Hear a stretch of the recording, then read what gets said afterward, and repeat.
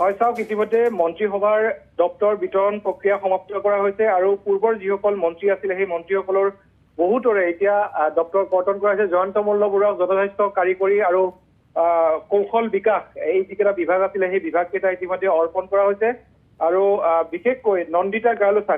গালোচা নতুনকৈ মন্ত্ৰী পাইছে। নন্দিতা গালোচাক শক্তি মন্ত্ৰালয়ৰ দায়িত্ব দিয়া হৈছে, সমবায় দায়িত্ব দিয়া হৈছে। খনি আৰু খনিজাত সামগ্ৰী বিভাগৰ যিটো দপ্তৰ আছে সেই দপ্তৰটো প্ৰদান কৰা হৈছে আৰু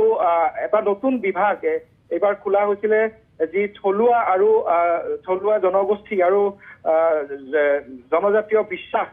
আৰু সাংস্কৃতিক যিটো বিভাগ আছিলে এই 4টা বিভাগ নন্দিতা গালোচাক প্ৰদান কৰা হৈছে। আৰু মই আকৌ কৈছো যে নন্দিতা গালোচাক 4টাকৈ বিভাগ অৰ্পণ কৰা হৈছে আৰু ইফালে জয়ন্ত মল্ল বৰুৱাক 3টাকৈ বিভাগ ইতিমধ্যে অৰ্পণ কৰা হৈছে আৰু সেই বিভাগ কেইটা হৈছে জনস্বাস্থ্য আৰু কাৰিকৰী বিভাগ। ইয়াৰ পূৰ্বে জনস্বাস্থ্য আৰু কাৰিকৰী বিভাগটো আছিলে মন্ত্ৰী ৰঞ্জিত দাসৰ হাতত আৰু সেই বিভাগটো ইতিমধ্যে জয়ন্ত মল্ল বৰুৱাক অৰ্পণ কৰা হৈছে আৰু ইয়াৰ বিপৰীতে জয়ন্ত মল্ল বৰুৱাক স্কিল এমপ্লয়মেণ্ট আৰু এণ্টাৰপ্ৰিনিয়ৰশ্বিপ ডিপাৰ্টমেণ্টৰ দায়িত্ব দিয়া হৈছে। ইয়াৰ উপৰিও জয়ন্ত মল্ল বৰুৱাক আন এটা বিভাগ সেইটো হৈছে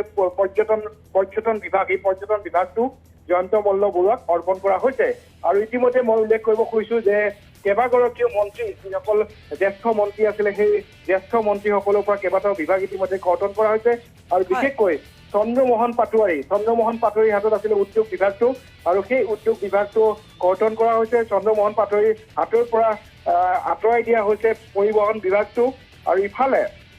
পৰিমল শুক্লবৈদ্যৰ হাতৰ পৰা বন বিভাগটো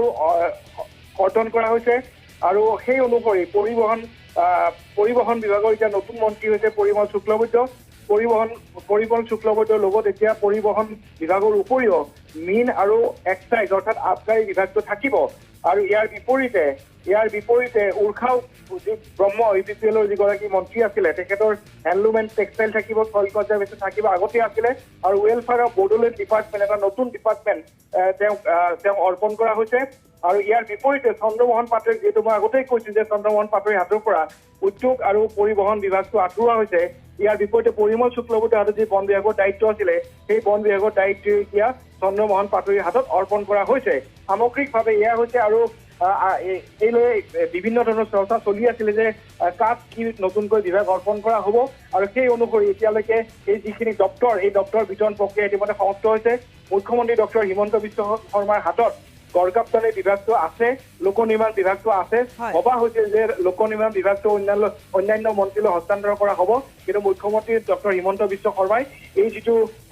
বিভাগ লোক নিৰ্মাণ বিভাগ এই বিভাগটো তেখেতৰ হাততে ৰাখিছে আৰু এতিয়া ৰঞ্জিত কুমাৰ দাসৰ হাতত 4টা বিভাগ আছিলে সেই 4টা বিভাগৰ ভিতৰত এটা বিভাগ ইতিমধ্যে কৰ্তন হৈছে। ৰঞ্জিত দাসৰ হাতত এতিয়া 3টা বিভাগ থাকিব, পঞ্চায়ত আৰু গ্ৰামোন্নয়ন,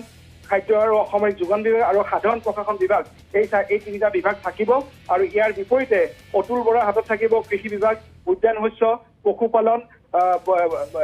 বৰ্ডাৰ সীমান্ত এলেকা উন্নয়ন আৰু অসম চুক্তি ৰূপায়ণ। এই 5টা বিভাগ থাকিব অতুল বৰাৰ হাতত আৰু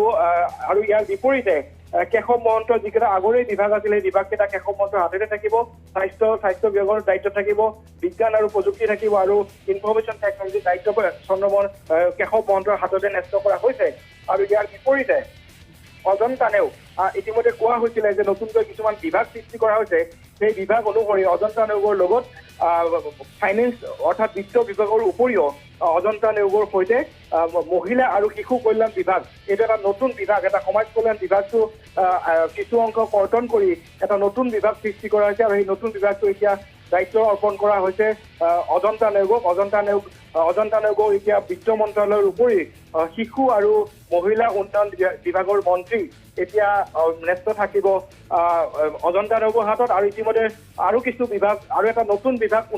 সৃষ্টি কৰা হৈছিলে আৰু সেই বিভাগটোৰ দায়িত্ব ইতিমধ্যে প্ৰদান কৰা হৈছে ৰনোজ পেগুক। ট্ৰাইবেল ৱেলফেয়াৰ ডিপাৰ্টমেণ্ট আগতে WPT আৰু BCৰ যিটো নন BTC এলেকা আছিলে সেই নন BTC এলেকাৰ দায়িত্বত আছিলে ৰনোজ পেগু আৰু এতিয়া ৰনোজ পেগুক এই শিক্ষা বিভাগৰ উপৰিও